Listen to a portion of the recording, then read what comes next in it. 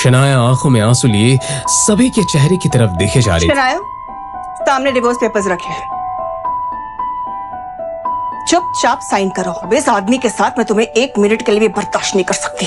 शनाया भारी कदम से उस टेबल की तरफ बढ़ रही थी जहां पर डिवोर्स पेपर रखा हुआ था।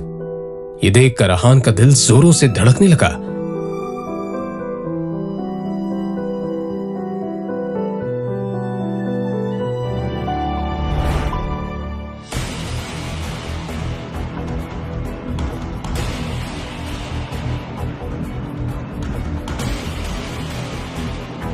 सोच क्या रहे हो शनाया? साइन करो पेपर्स को और आजाद हो जाओ इस आदमी के बंधन से। वैसे भी बेइज्जती के अलावा ये दे ही क्या रहा है तुम्हें? शगुन बिल्कुल सही कह रही शनाया। इस पेपर पे साइन करो, मारो इसके मुंह पे। हिम्मत कैसी हुई इसकी तुम्हें धोखा देने की? लेकिन अचानक ही शनाया ने हाथ में पकड़ा हुआ पेन फर्श पर फेंक दिया। ये देखकर शौर्य और शगुन का मुंह खुला का खुला रह गया। तभी यामिनी जी चिल्लाते हुए बोली, शनाया, ये तुम क्या कर रही हो? इस आदमी ने तुम्हें धोखा दिया है बेटा। शनाया, पागल हो गई हो क्या?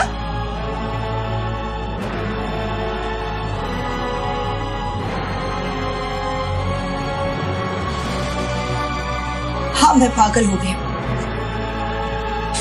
मुझे ये यकीन नहीं होता कि मेरे और आहान के रिश्ते को तोड़ने के लिए तुम किस हद तक जा सकते हो। मैं तो ये देख के हैरान हूं कि आपने भी इनका विश्वास कर लिया। तुम कहना क्या चाहती हो? देव मल्होत्रा मुझसे माफी मांगने आया था। उसी ने मुझे बताया कि शौर्य और शगुन ने धोखे से आहान को उसके क्लब में बुलाया था और इस सब में मल्होत्रा ने भी बराबर साथ दिया इनका। आहान को बेहोश करके किसी लड़की के साथ तस्वीरें खींची गई और उसी बुनियाद पे कि हमारा रिश्ता तोड़ना चाहते हैं। कौन मल्होत्रा? मुझे नहीं पता। तुम्हें जरूर किसी ने झूठी कहानी सुनाई है।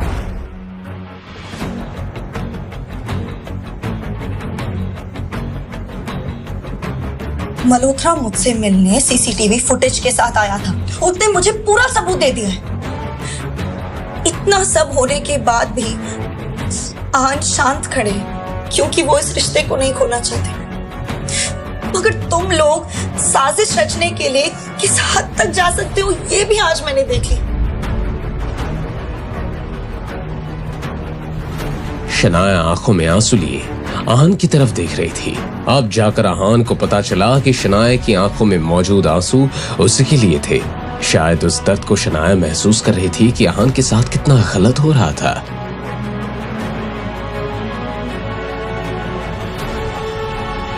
इससे पहले कि मैं तुम दोनों को घर से धक्के मार के बाहर निकाल दूं, अच्छा यही होगा कि तुम खुद यहां से निकल जाओ और दोबारा इस घर में कदम रखने की सोचना भी मत।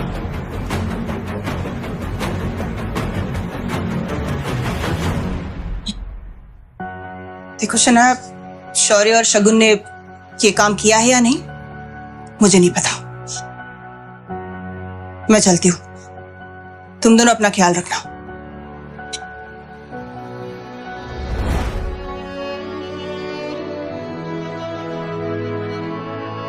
आपको मुझे इस सब के बारे में एक बार तो बताना चाहिए था। कम से कम इतना भरोसा तो है मुझे आप पर।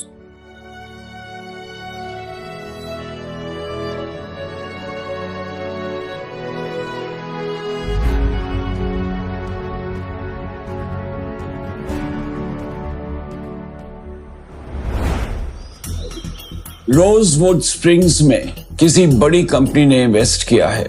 उसकी पॉपुलैरिटी दिन पे दिन बढ़ती जा रही है। एशिया की सबसे बड़ी कंस्ट्रक्शन कंपनीज इसके पीछे हैं। मैं चाहता हूं कि किसी भी तरह हम इस प्रोजेक्ट को हासिल करें और अगर हासिल नहीं कर पाए तो आप सब अपनी अपनी पोजीशंस को छोड़ने के लिए तैयार हो जाएं। शौर्य यही सोचकर परेशान हो रहा था कि अगर कंपनी ही छोड़नी पड़ी तो वो इस कंपनी को कैसे हासिल कर पाएगा। और जो इस प्रोजेक्ट को हासिल करेगा उसे हमारी 6 मंजिला इमारत बिल्डिंग सी फेसिंग प्रॉपर्टी इनाम में दी जाएगी। दादाजी, शनाया के पापा शेखर अंकल के अंडर एक इंजीनियर्स की टीम है। वो वैसे भी अभी हॉस्पिटल में, तो हम चाहते हैं कि वो टीम हमारे अंडर आ जाए। इससे इस प्रोजेक्ट को लेके मैं काफी कॉन्फिडेंट रहूंगा। मगर पापा से पहले ही कई चीजें छीन ली गई हैं। अब अगर उनसे ये टीम भी ले ली गई तो उनके पास बचेगा ही क्या? सही तो कह रहा है शौर्य। अंकल हॉस्पिटल में है, न जाने उन्हें ठीक होने में कितना वक्त लग जाए। उन्हें ये टीम शौर्य के हवाले कर ही देनी चाहिए।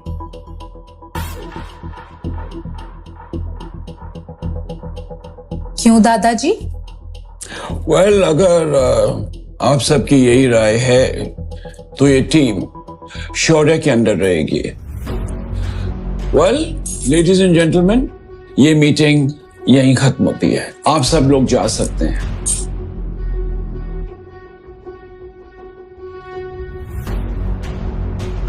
मुझे किसी भी कीमत पे इस प्रोजेक्ट को हासिल करना ही होगा, नहीं तो कहां मैं इस कंपनी को हासिल करना चाहता हूं, कहीं मैं अपनी पोजीशन से भी हाथ ना धो बैठूं।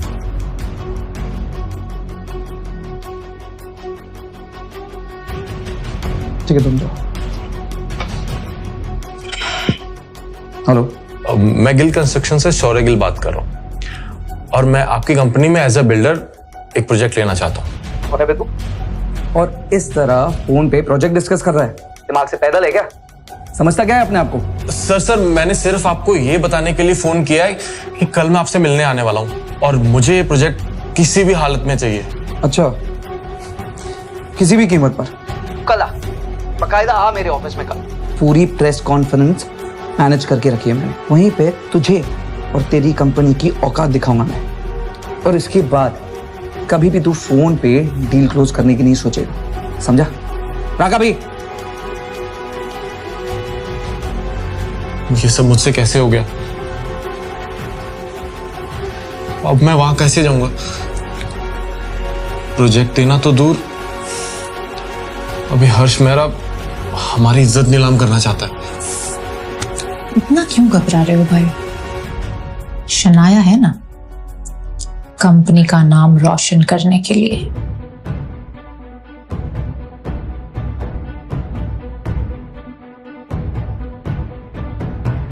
शौर्य, क्या बात है? दादाजी, मैं कह रहा था कि शनाया कितना काम करती है ना, और हमारी कंपनी के बारे में कितना सोचती है। और तो और लास्ट प्रोजेक्ट भी कितनी आसानी से हासिल कर लिया था इसने। पहेलियों में बात मत करो, जो कहना चाहते हो साफ साफ कहो। दादाजी, मैं चाहता हूं कि रोजवुड स्प्रिंग वाले प्रोजेक्ट को शनाया हासिल करे। आखिर इससे हमारी कंपनी को ही फायदा होगा। शौर्य की बात सुनकर आनंद और शनाया सोच में पड़ गए। शनाया ये समझ नहीं पा रही थी कि शौर्य के अंदर अचानक ही उसके लिए इतनी हमदर्दी कैसे आ गई। ठीक है शौर्य, तुम जाओ। अब इस डील को शनाया क्रैक करेगी, राइट?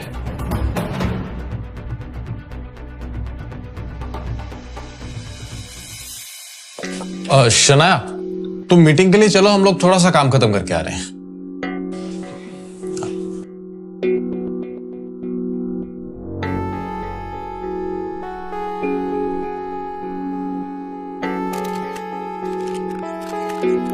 जैसे ही शनाया अंदर पहुंची तो उसने देखा कि बड़ी बड़ी कंपनी के लोग वहां बैठे हुए थे, जिनके सामने गिल कंस्ट्रक्शन की कोई औकात नहीं थी। अब शनाया को समझ आ रहा था कि कुछ तो गेम खेला है शौर्य ने। प्रेस वाले वहां मौजूद थे जो सबकी फोटो ले रहे थे। सभी को अब हर्ष मेहरा के आने का इंतजार था। शनाया आगे बढ़कर अपनी जगह पर बैठ गई।